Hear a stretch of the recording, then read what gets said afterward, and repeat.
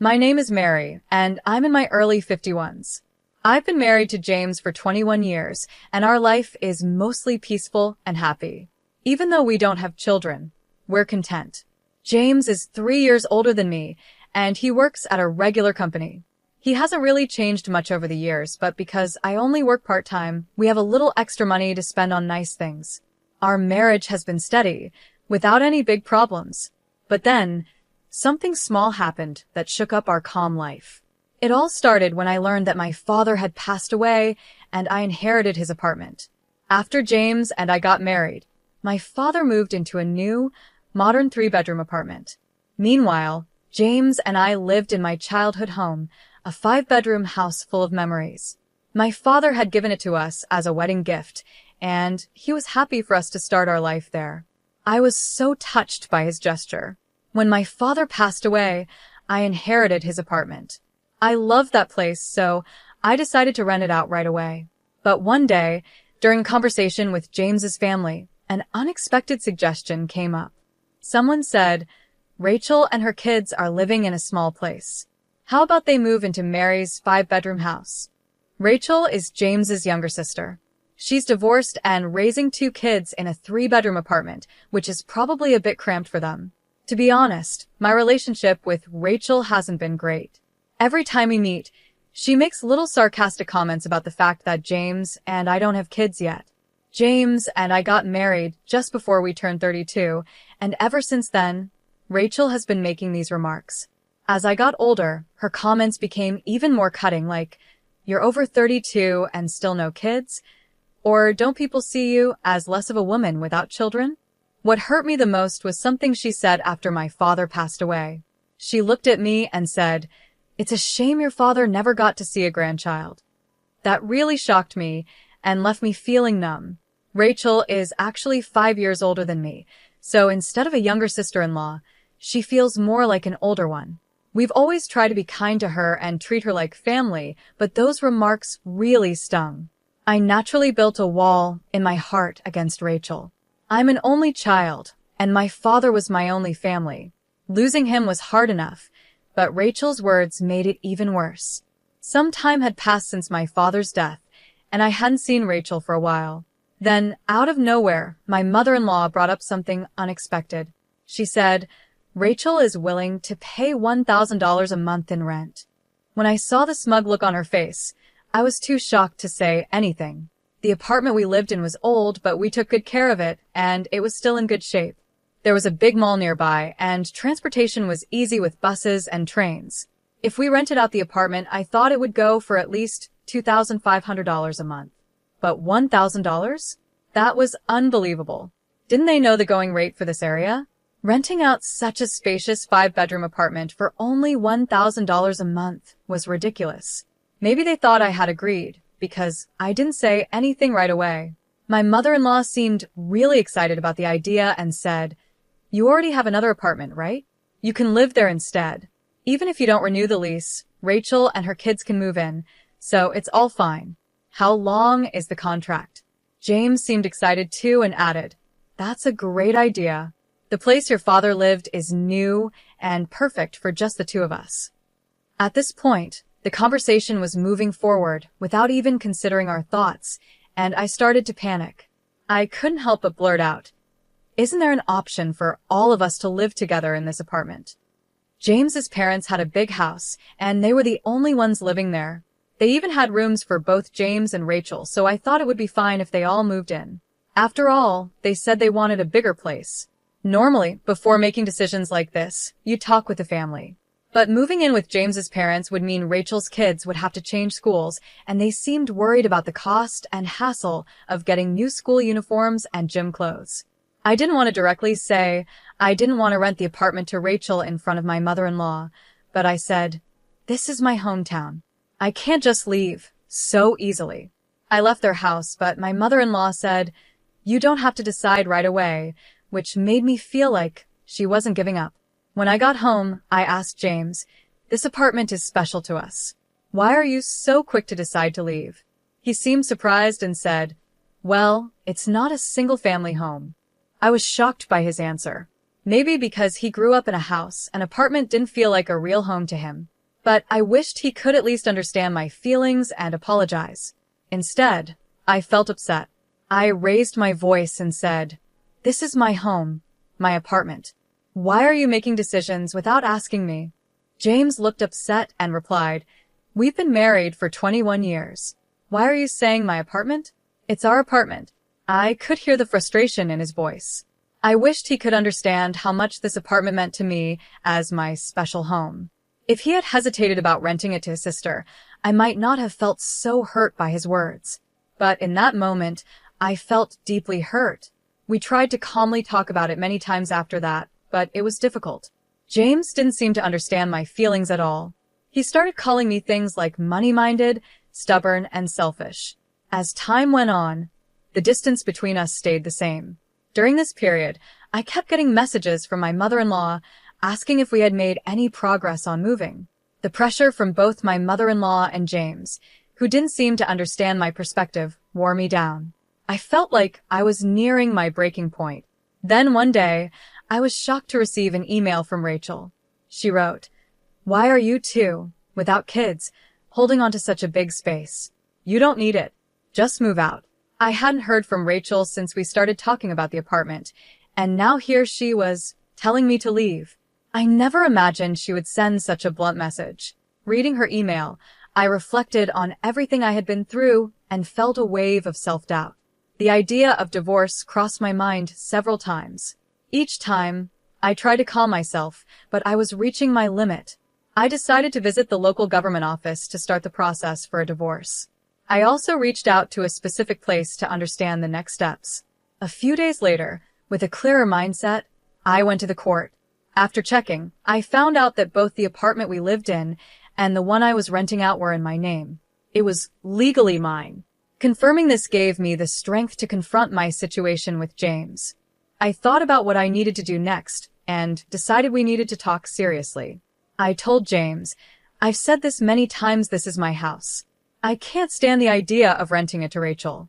I don't want to give my home to someone who treats me poorly. Please talk to your mother and Rachel about this." James's face darkened like he was tired of the conversation. I had already told him about all the hurtful things Rachel had said to me and how much I disliked her behavior.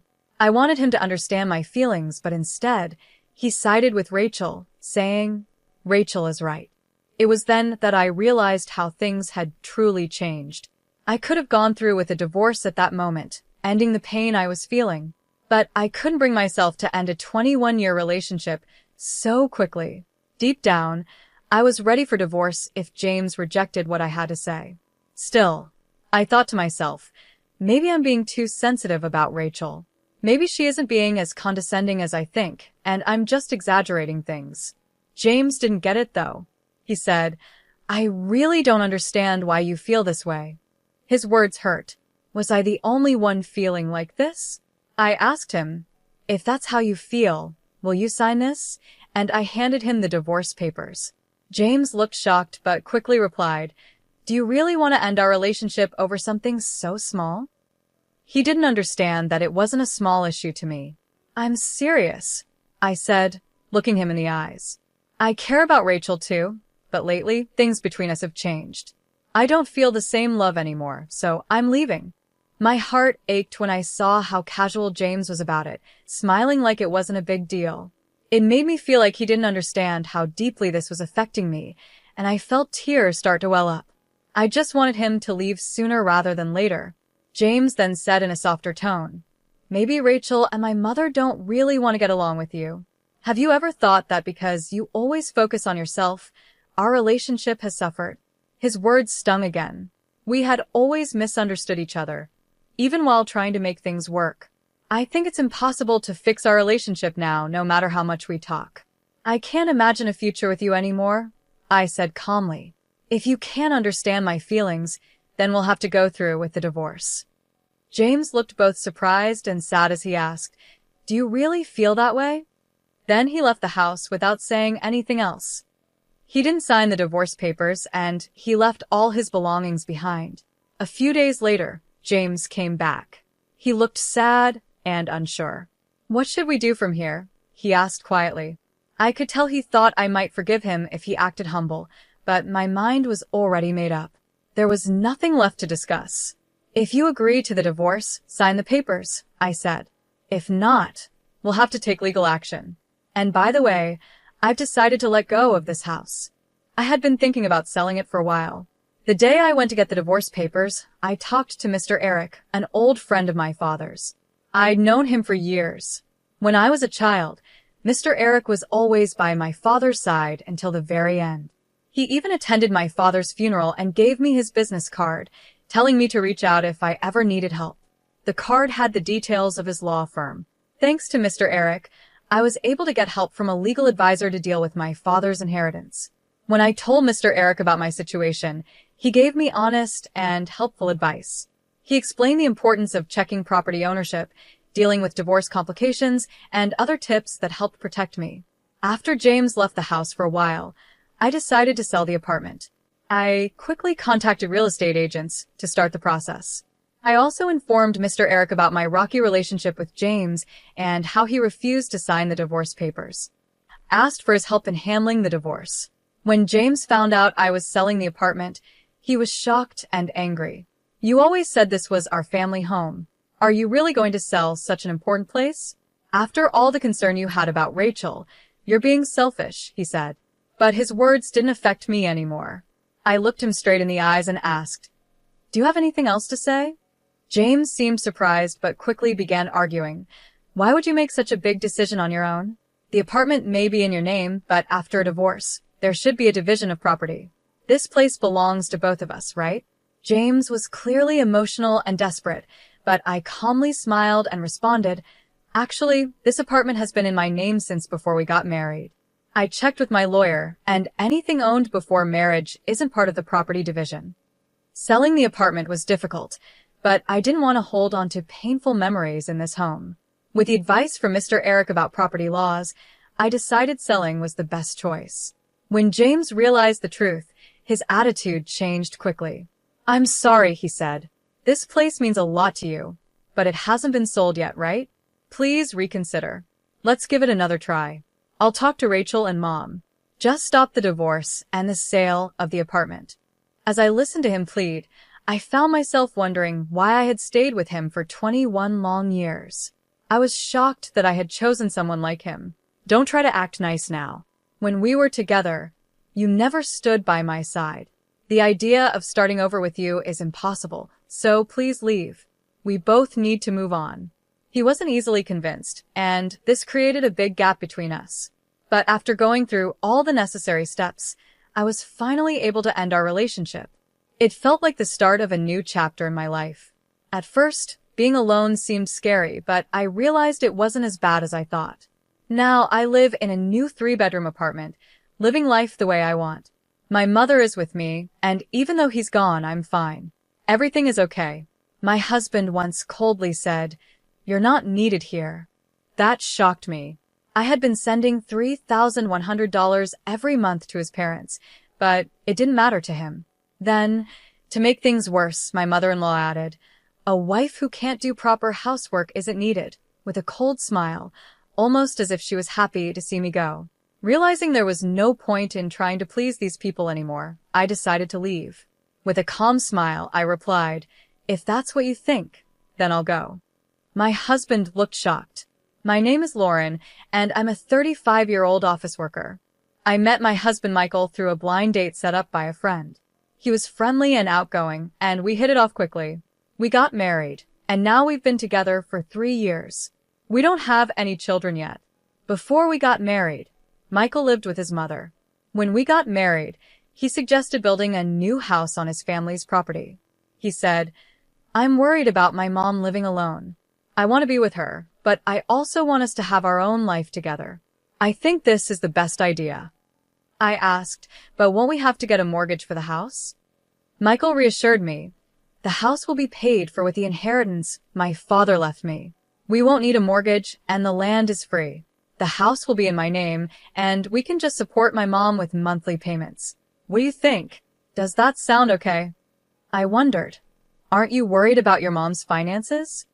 Michael replied, "We'll be helping her, and she has income from her part-time job and her pension, So everything will be fine. It seemed like a good plan, and Michael even said, "When you work late, my mom can help with the housework. It will make things easier for you." We would live in separate houses, but on the same property. I was excited about starting our new life together and building our dream home. Having help with housework during busy times seemed perfect. But later, I realized how naive I had been. In the beginning, our marriage was wonderful.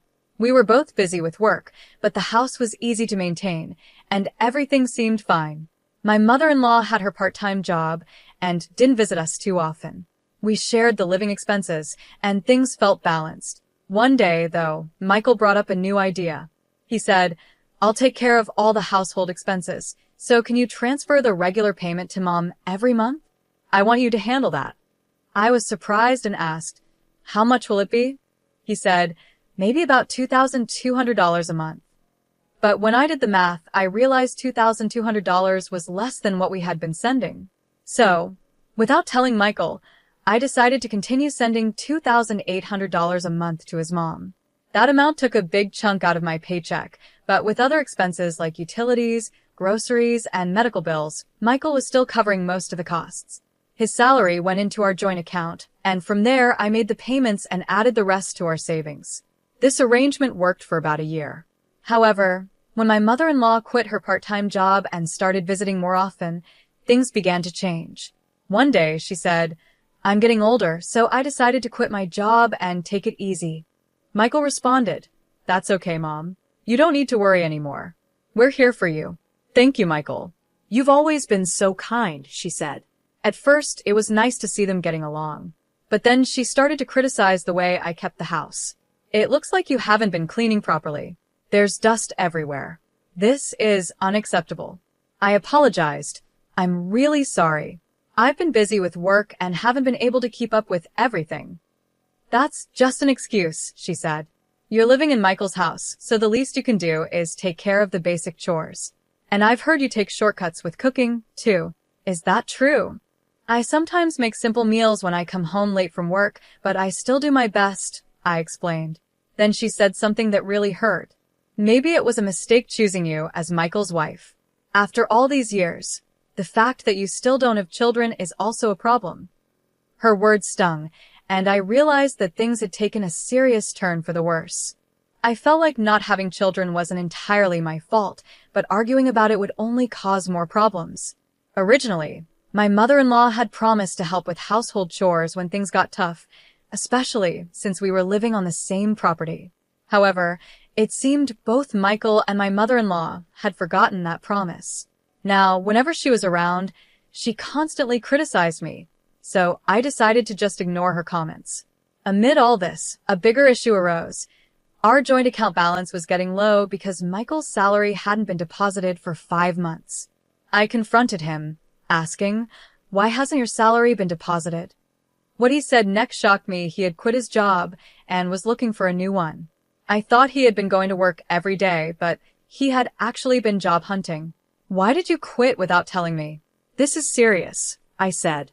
"I'm sorry, I feel bad about it," Michael replied. My boss was always on my case, nagging me for every little mistake.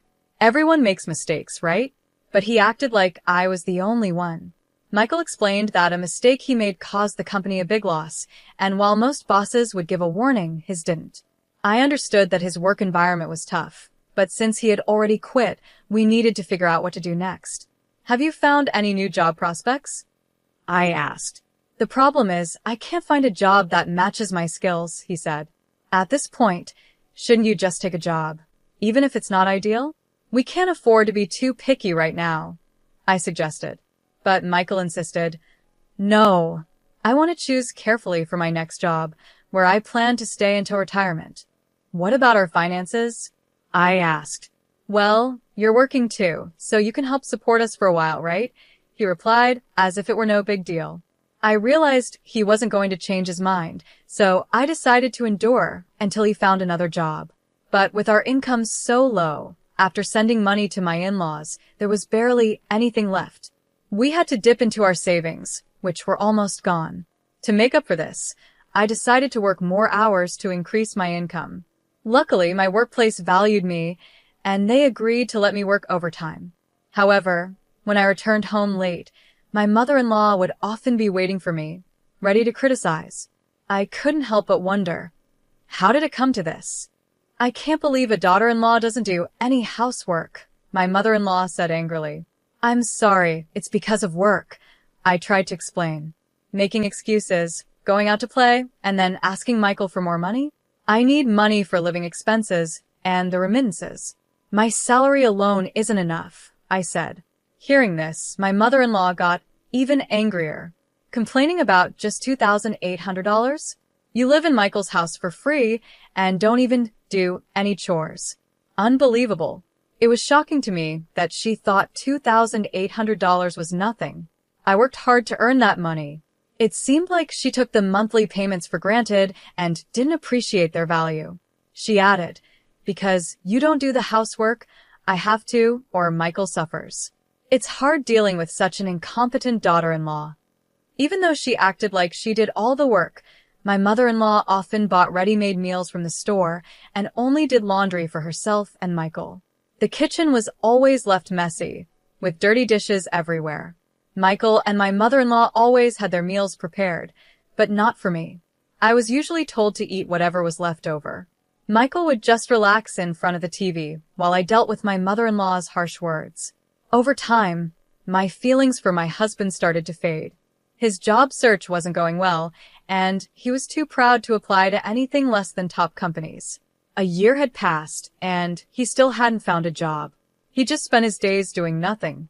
Hey, if this keeps up, we're going to run out of savings. Can't you get a part-time job to help with the bills? I asked him. Michael glared at me and said sharply, why should I get a part-time job? This house isn't even in your name, it's mine. You're just living here and can't even take care of me properly, so of course you have to pay the bills. I felt the future was looking bleak. I was paying for everything, our living expenses and the remittances to his mother, but there was a limit to how much I could earn. Remittances? It's just $2,800. Stop nagging me. If you don't like it, leave my house, he said angrily, hitting the table before walking out of the room. Michael dismissed the amount I worked hard to earn, calling it just $2,800. Our relationship had never been more strained. Then, unexpectedly, some good news came. Michael had a chance to get a job at a company run by his mother's friend. While the salary wasn't as high as his old job, I was just thankful he would be working again. The trial period was set for 5 months. Michael grumbled, I don't think this company is the right fit for my skills, but it's hard to say no since my mom introduced me. As long as you're willing to work, that's what matters. Do your best and aim for full employment, I replied. I never imagined that Michael's new job would cause more problems. At first, he left for work every morning with energy, but after a month, things changed. He started coming home late, and sometimes he didn't come home at all. His jacket smelled like a woman's perfume that I didn't recognize. On top of that, he stopped contributing his salary to our household and even started withdrawing money from our joint account without asking me, while still sending the monthly remittance to his mother. I decided to stop putting my salary into the joint account, which made Michael furious. He confronted me, asking, why aren't you putting money in the account? The balance is almost zero. Where is your salary going? You're not paying for the living expenses. Tell me how you're using the money. I told him, that's not fair. Am I the only one earning and managing our household? If you contribute, I will too. Michael shot back. This house is mine. It's only natural for you to contribute. I was shocked by how he expected me to use my earnings for his spending, pay the remittances to his mother, and cover all the household costs. I also started to suspect he was having an affair, though I didn't have proof yet. I decided to investigate. Since I couldn't afford to hire a private investigator, I had to do it myself. One night, while Michael was asleep, I used his fingerprint to unlock his phone. I found messages with a woman named Julie, and the content was shocking. The messages said things like, I really enjoyed our date today. I wish we could be together forever. And, would you consider marrying me? I'll get rid of my wife. Wait for me, can't wait to start our life in a new home. I took screenshots and saved the messages to my phone. I then decided to find out who Julie was. But before I could act on it, I came home from work one day to find bags piled up at the entrance. What's all this? I asked. Michael replied coldly, "I've decided to live with my mom instead of you, since you don't do the housework." "You made this decision without talking to me? This is my house too. You can't just make decisions like this," I said. He responded, "You have no right to complain. Since I'm paying for the remittances and living expenses, I can decide what happens here. It's better with my mom around, so you should leave." To make matters worse, my mother-in-law also chimed in, saying, "A wife who doesn't do housework is useless," smiling like she was happy to see me go. At that moment, I realized it was pointless to keep trying with these people. I made my decision in that moment. "First, please sign this," I said, pulling out the divorce papers I had prepared from my bag and handing them to Michael. Confused, he asked, "When did you prepare this?" "The day you told me to leave the house. I got them right after you said that," I replied calmly. Michael was surprised, but eventually he agreed and signed the papers. I signed them as well and said, "I'll submit these to the city office. I'll arrange for a moving company to get my things out as soon as I find a new place. I want you out as soon as possible." My mother-in-law yelled at me, but I ignored her. I packed the essentials into a bag and headed to my parents' house. They were surprised by my sudden arrival, but they welcomed me with open arms, understanding that something was wrong. The next day, I took some time off from work and began to take action. First, I submitted the divorce papers to the city office. Then, I started looking for a lawyer to help with the divorce process and any compensation I could claim. I also began searching for a new place to live. It was a busy time, but I felt a sense of fulfillment as I moved forward with my life. I found a nice, modern apartment perfect for a single person and hired a moving company to help with the move. On the day of the move, I returned to the house while Michael was at work, but his mother was there. The movers took my furniture, appliances, and other belongings, piece by piece. "You're taking everything? The house will be so empty," she said. "These are all the things I bought when we got married. I used my savings to get the furniture and appliances. Since the house is in Michael's name, these items are mine," I explained. She couldn't argue and was clearly frustrated. After moving into my new, luxury apartment, I started enjoying my independence. I was able to use all my income for myself, and thanks to my hard work and overtime, I got promoted and my salary increased. Life went on like this for about 5 months. Then I started getting a lot of calls from my mother-in-law. I regretted not blocking her, but eventually I gave in and answered one of her many calls. "Hello, Lauren, can we talk?" she said. "What do you want?" I asked, tired of her persistence. "Please, can you come back?" she pleaded. "What?" "I thought you wanted me to leave." "I'm sorry. I've thought about it and reflected on everything," she replied. She wanted me to start sending her $2,800 again, just like before. I couldn't believe how selfish she was. She explained that Michael's affair at work had been exposed, and he couldn't get a regular job anymore, only part-time work.